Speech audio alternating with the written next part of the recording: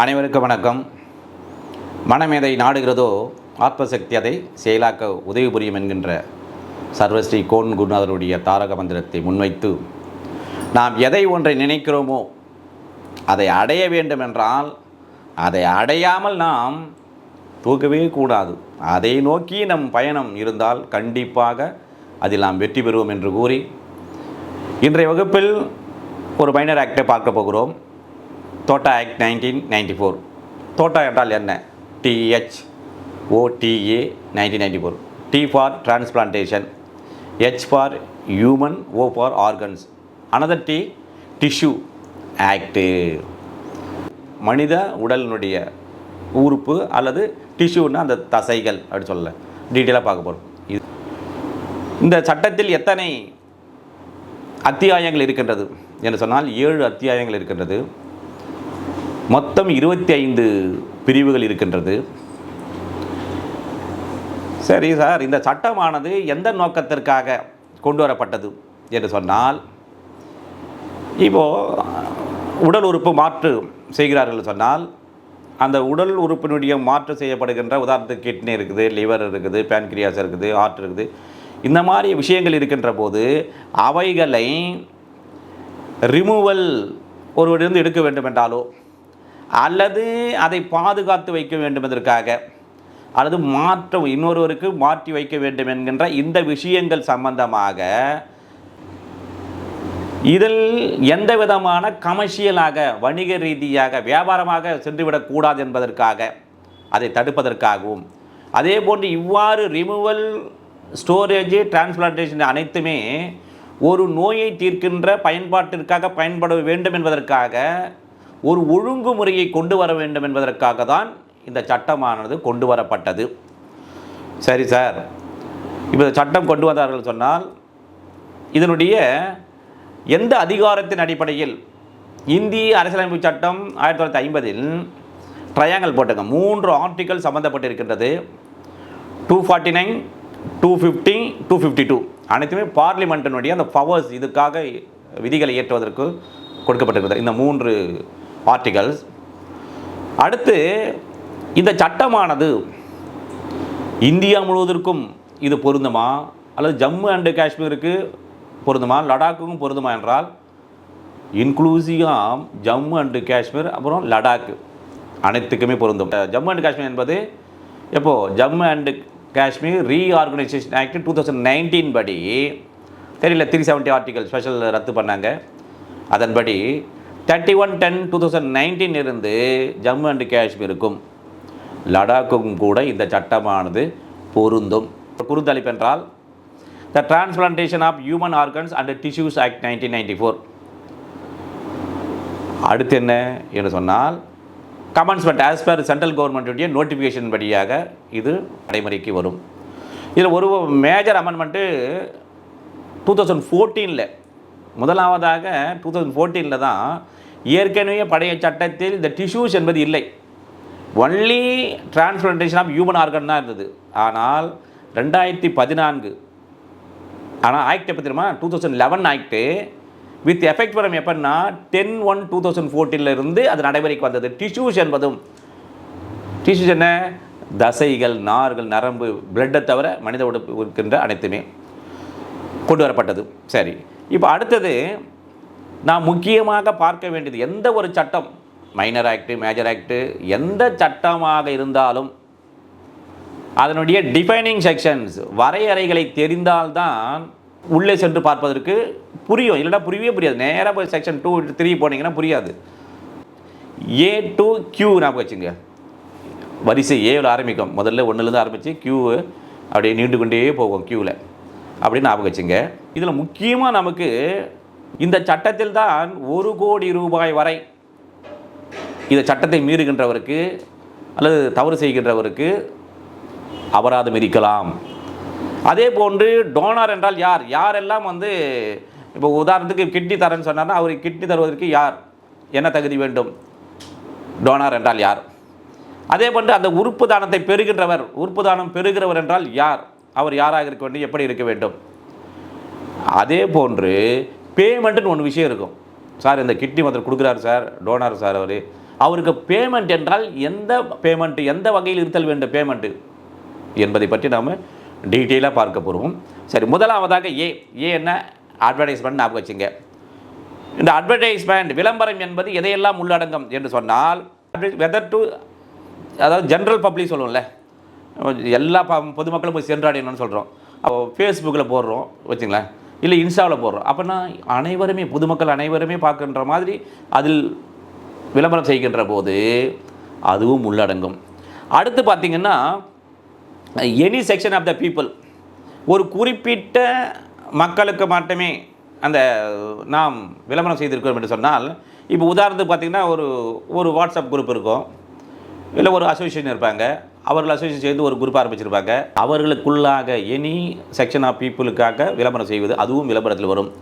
இல்லை sir, செலக்டடாக persons இன்டர்நெட்டில் பார்த்திங்கன்னா ஒருத்தர் ஒரு 1 to 1 பண்ணுவாங்க.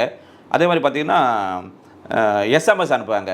எஸ்எம்எஸ் அனுப்புகிறாங்கன்னு வச்சுக்கோங்க. அப்போ சார் எஸ்எம்எஸில் ஒரு இவ்வளோ பேர் குறிப்பிட்ட பேருக்கு சார், இவங்க மட்டும் தான் இண்டிவிஜுவல் தனிப்பட்ட நபர்களை தேர்ந்தெடுத்து அவர்களுக்கு மாத்திரமே எஸ்எம்எஸ் மூலமாக அனுப்புகிறாங்களே.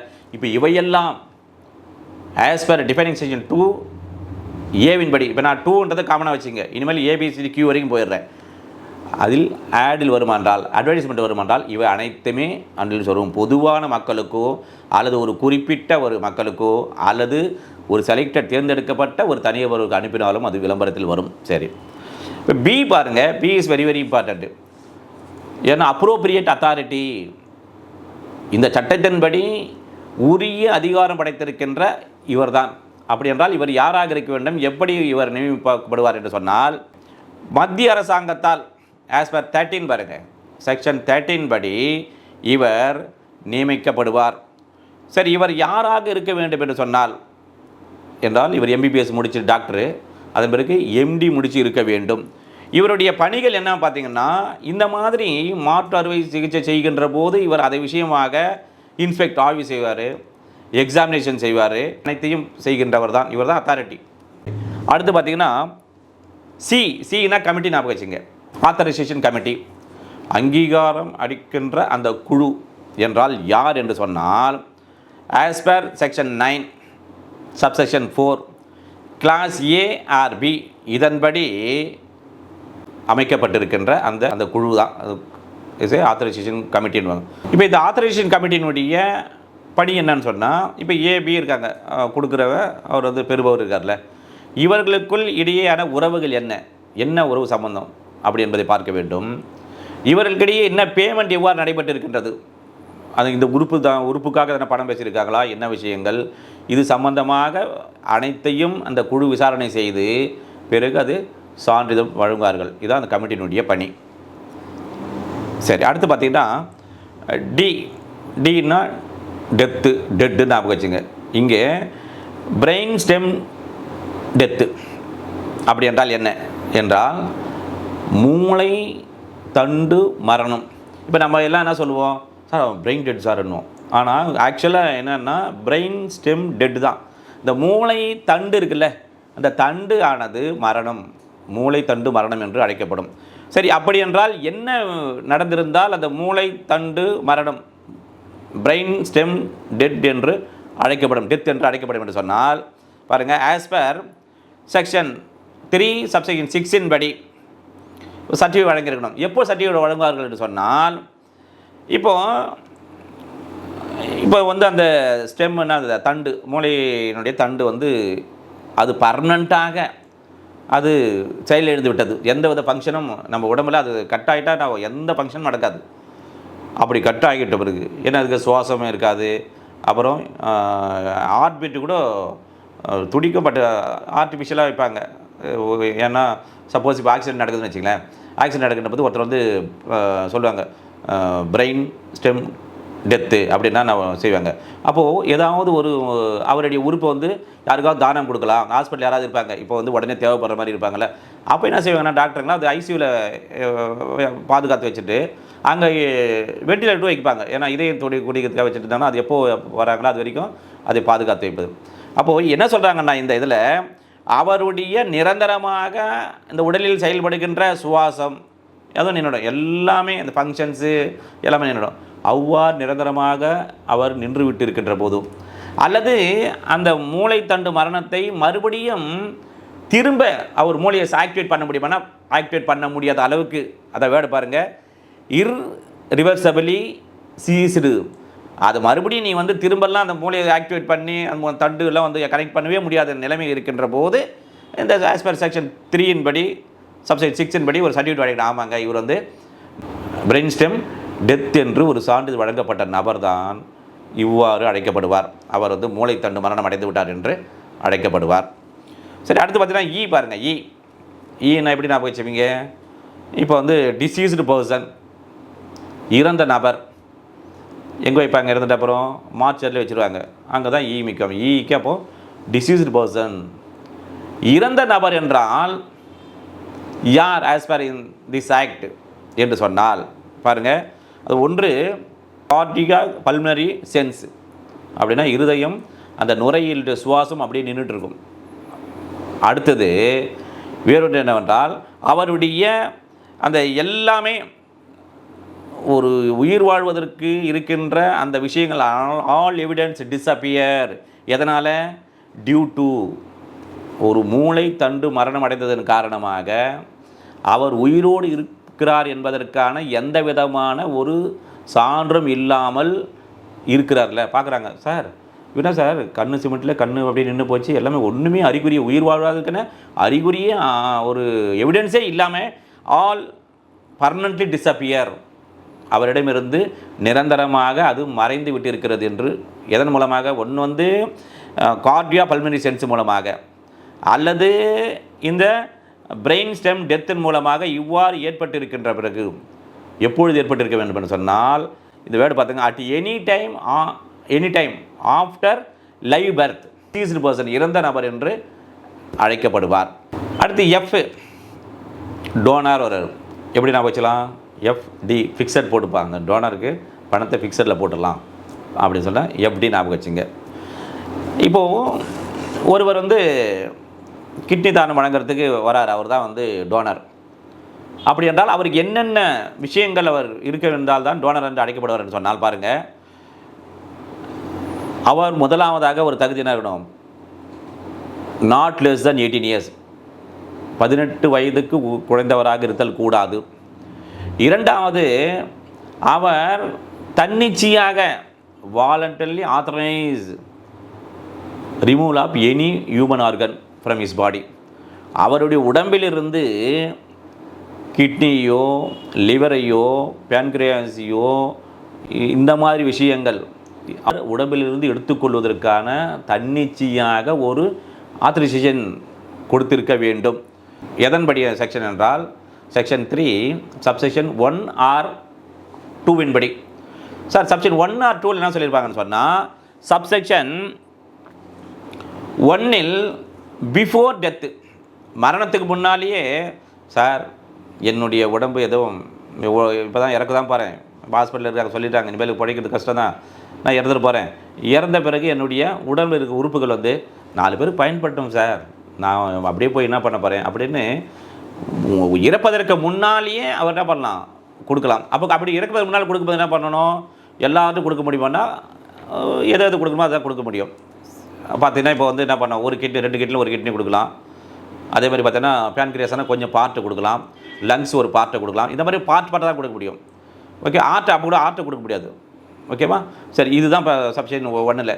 சப்ஷன் 2 என்ன சொல்லப்பட்டுள்ளது என்று சொன்னால், ஆஃப்டர் டெத்து, அதாவது அவர் என்ன பண்ணோம்? 2 சாட்சிகள் முன்னிலையில், ஐயா நான் இறந்த பிறகு என் உடலில் இருக்கின்ற இந்த உறுப்புகளை, இந்த கிட்னியை லிவரை இதெல்லாம் அதாவது கருவழி சொல்லலை, இந்த கருவழிகள் இவைகளெல்லாம் நீங்கள் எடுத்துக்கொள்வதற்கு நான் முழு மனதோடு சம்மதிக்கிறேன் என்று எழுத்துப்பூர்வமாக அவர் 2 சாட்சிகள் முன்னிலையில் கொடுத்துட்டார். நான் என்ன பண்ணோம்? அவர் இறந்த பிறகு கொடுத்தார். இப்போது ஸோ இது இவர்களாக டோனர், உயிரோடு இருக்கும்போது டோனராக இருப்பார், இறந்த பிறகும் டோனராக இருப்பார். சரி, இது எதற்காக கொடுக்க வேண்டும் என்று சொன்னால் பாருங்கள், ஃபார் தெரபெட்டிக் பர்பஸ் அப்படின்னு அர்த்தம். ஒரு நோயை குணப்படுத்துகின்ற, அதாவது மாற்று அறுவை சிகிச்சை செய்கிறாங்கன்னு சொன்னால் அது மாற்று அறுவை செய்வதன் மூலமாக ஒருவருடைய நோயை குணப்படுத்துவதற்கு பயன்பாட்டுக்காக இருத்தல் வேண்டும். சரி. இப்போ ஜின்னா ஹாஸ்பிட்டல் எப்படி நான் வச்சுக்கலாம், ஜிஹெச்னு வச்சுங்க, கவர்மெண்ட் ஹாஸ்பிட்டல். ஒரு மருத்துவமனை என்றால் என்ன என்று சொன்னால் பாருங்கள், எதையெல்லாம் உள்ளடங்கும் என்றால் கிளினிக், அதேபோல் மெடிக்கல் சென்டர், மருத்துவ மையம், மெடிக்கல் ஆர் டீச்சிங் இன்ஸ்டியூஷன். இங்கே தான் எல்லாத்துலேயும் பார்த்த எல்லாம் காமனாக வச்சுங்க. இந்த ஆக்டில் எல்லாமே எந்த பர்பஸாக இருக்க வேண்டும் என்றால் for the purpose of therapeutic purpose அப்படி சொல்கிறாங்களே. அண்டு அதர் லைக் இன்ஸ்டியூஷன், முதல்ல இதெல்லாம் இருக்குது. அதே போன்று ஒரு மெடிக்கல் அல்லது இது பற்றியாக இந்த நோயை குணப்படுத்த டிரான்ஸ்லேஷன் பண்ணுவதால் நோயை குணப்படுத்துகின்ற பயன்பாட்டிற்காக ஒரு டீச்சிங் எடுக்கிறாங்க இன்ஸ்டியூஷனில் என்று சொன்னாலோ, அல்லது இது போன்று இருக்கின்ற இந்த செயல்பாடுகளை செய்கின்ற மற்ற இன்ஸ்டியூஷனும் கூட இந்த ஹாஸ்பிட்டலில் வரும்.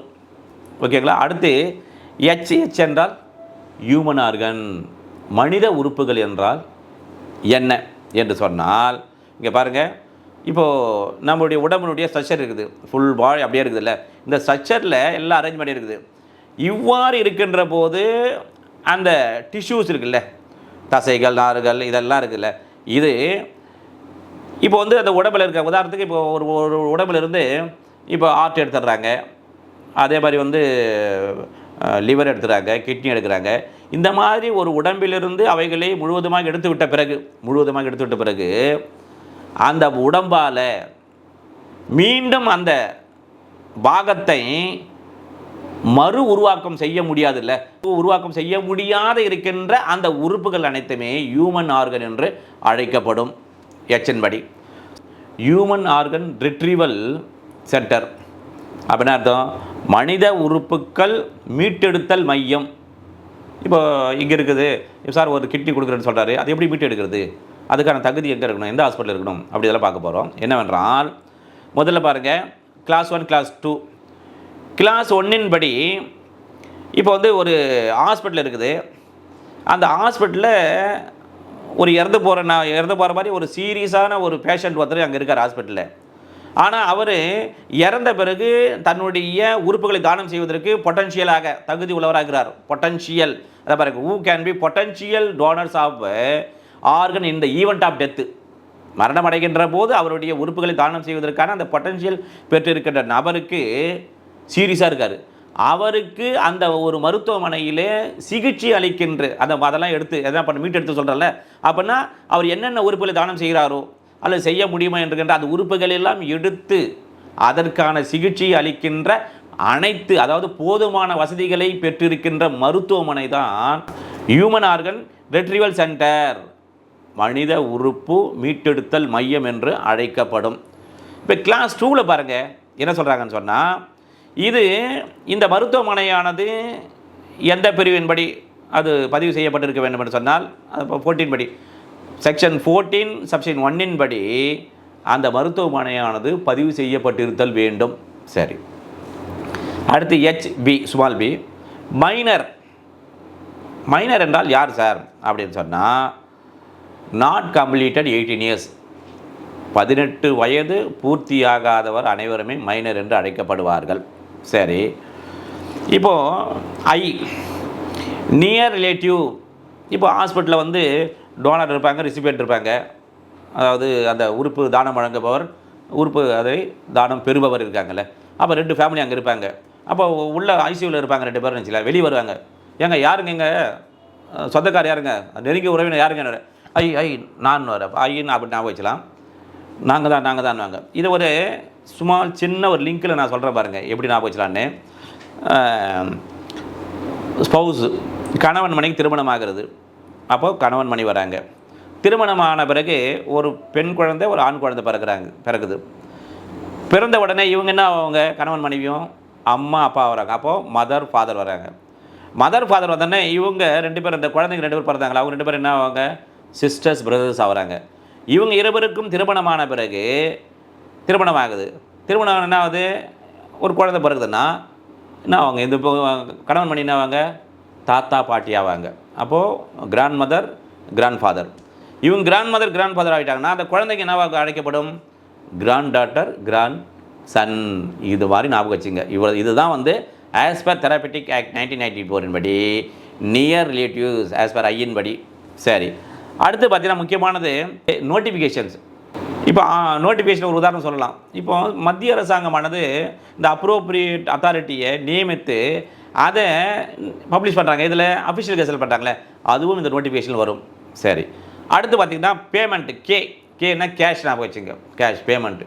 இப்போ டோனர் இருக்கார், டோனருக்கு எந்த வகையில் பேமெண்ட் கொடுத்தல் வேண்டும், அந்த பேமெண்ட் எவ்வாறு இருக்க வேண்டும் என்று சொன்னால் பணமாக தான் இருக்க வேண்டும், மணியாக இருக்க வேண்டும். ஆர் மணி இஸ் ஒர்த்து, மதிப்பு மிக்க ஒன்றாக இருக்க வேண்டும். உதாரணத்துக்கு என்ன இருக்கலாம், கோல்டு இருக்கலாம், அல்லது விலை உயர்ந்த லக்ஸரி கார் இருக்கலாம், அல்லது சார் எனக்கு வந்து 10 லட்சம் தரேன்னு சொன்னார் சார், பணமாக இல்லை, அதுக்கு ஒர்த்து சார், ஒரு கிரவுண்ட் இருக்குது சார், அண்ணா நகரில் ஒரு கிரவுண்ட் இருக்குது சார், அதுக்கு ஒர்த்து சார், அதை லீஸ் பண்ணி கொடுத்துட்றேன். அந்த மாதிரியான அந்த பணமாக கொடுக்க வேண்டும், அல்லது இந்த பணத்தினுடைய அந்த மதிப்புக்கு ஏற்ற மாதிரியான ஒரு விஷயத்தை கொடுத்தல் வேண்டும்.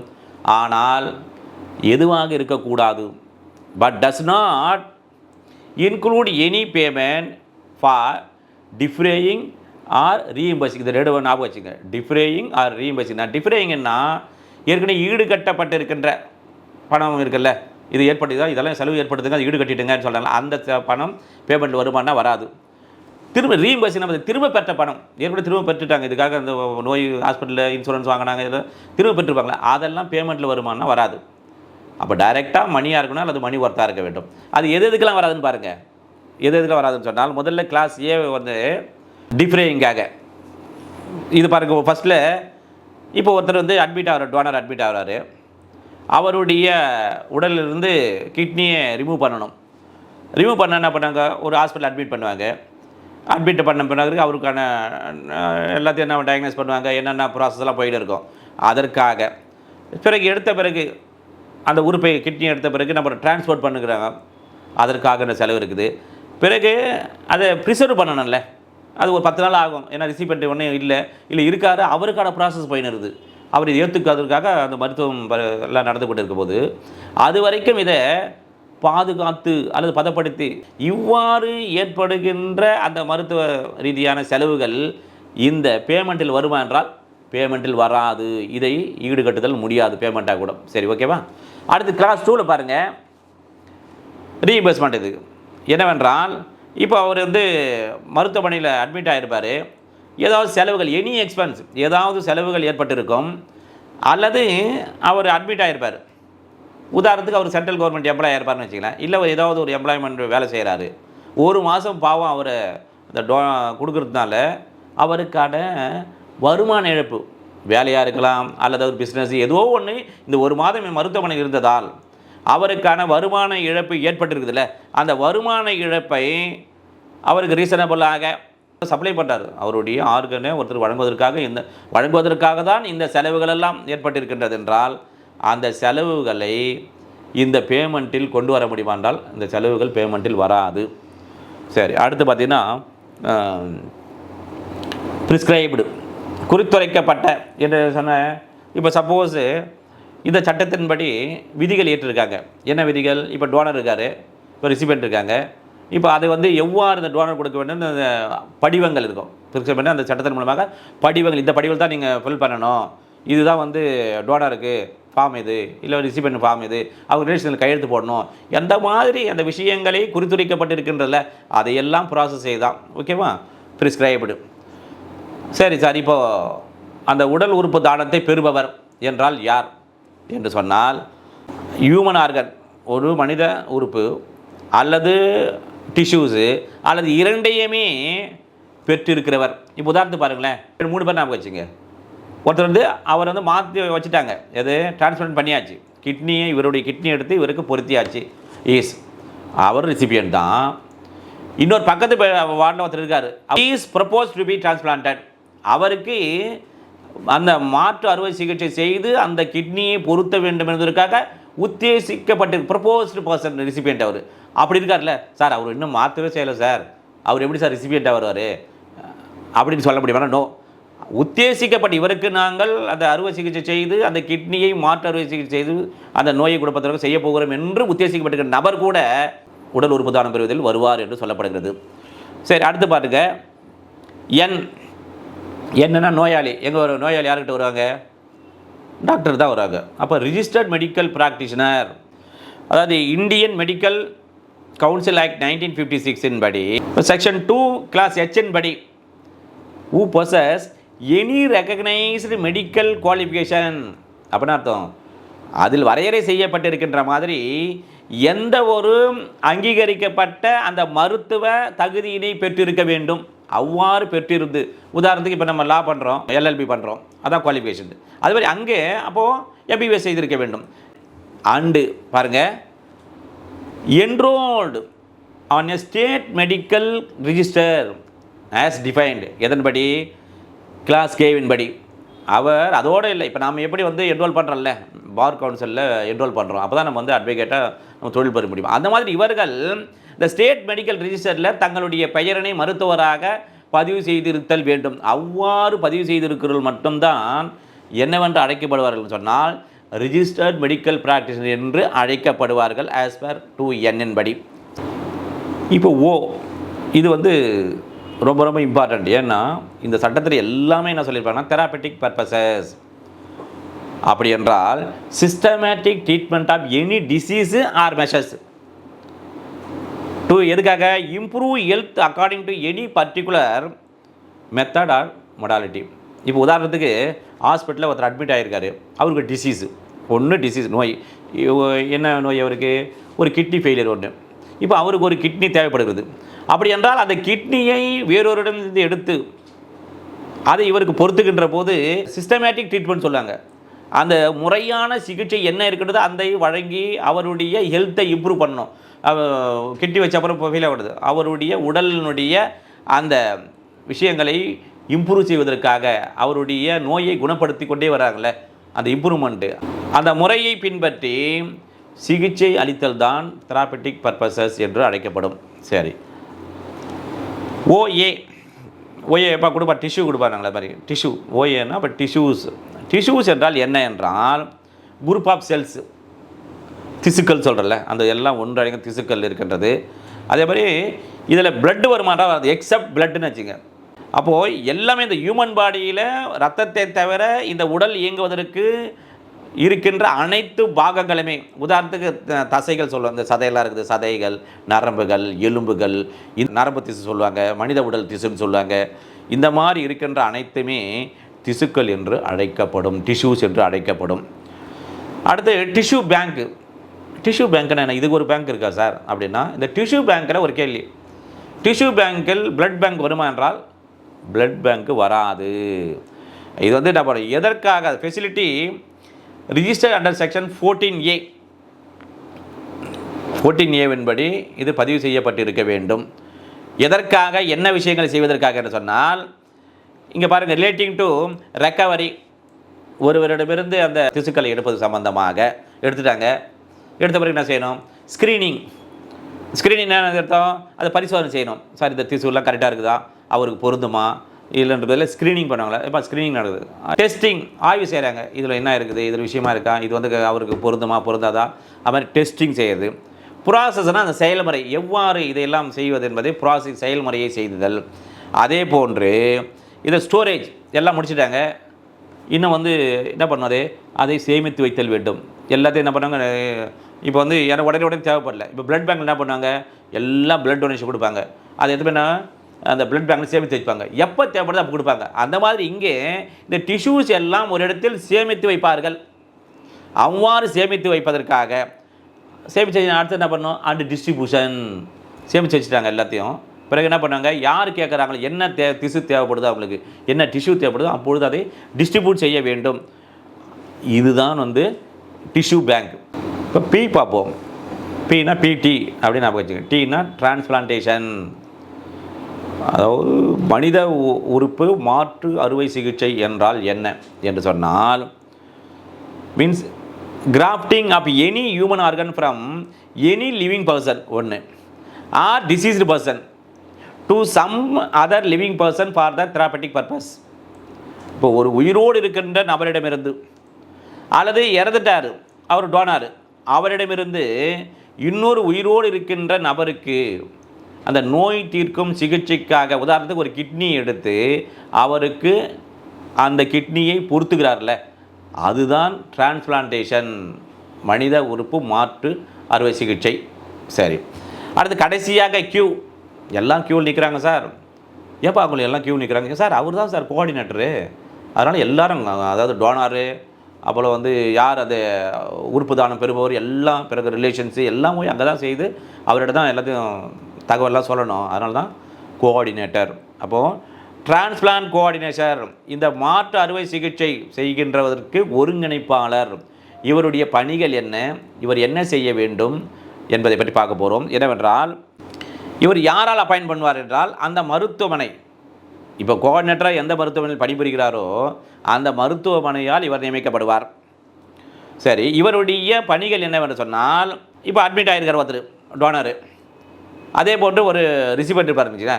இவர்கள் இருவருக்கும் இடையே நடைபெறுகின்ற, இப்போ யார் அந்த டாக்டர் வந்து இதை ரிமூவ் பண்ண போகிறாரு, இதோட லீகல் ப்ராசஸ் என்ன, இந்த உறவினருடைய கன்சல்ட் கொடுத்துருக்காங்க இல்லையா, என்ன அத்தாரிட்டி என்ன, ரிட்டர்ன் பண்ண, இந்த மாதிரி விஷயங்கள் அனைத்தையுமே ஒருங்கிணைத்து எது ரிமூவலுக்காக, அல்லது அந்த ஹியூமன் ஆர்கன் இருக்குல்ல, மனிதனுடைய அந்த உறுப்பினுடைய மாற்று அறுவை சிகிச்சை எது செய்ய போகிறாங்களோ அந்த, இப்போ கிட்னினா அந்த கிட்னி பற்றி என்ன வரும், இவருக்கு பொருந்துமா, இது விஷயங்கள் சம்பந்தமாக.